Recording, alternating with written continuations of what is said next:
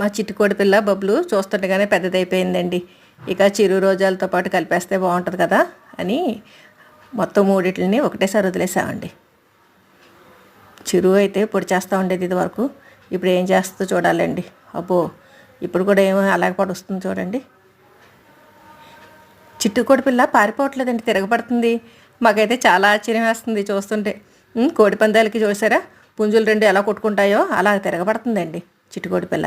ఇక చిరు కూడా ఎందుకు వచ్చింది, పరుగు పోతుంది అన్నట్టుగా ఊరుకుంది ఓ చూపు చూసి. ఇప్పుడు వాటి దారిని అవి తింటున్నాయి, ఇది చక్కగా తిరిగేస్తుందండి. ఇదిగోండి, చిరు బుద్ధి పోనిచ్చుకోలే, మళ్ళీ వస్తుంది దీన్ని పొడవడానికి.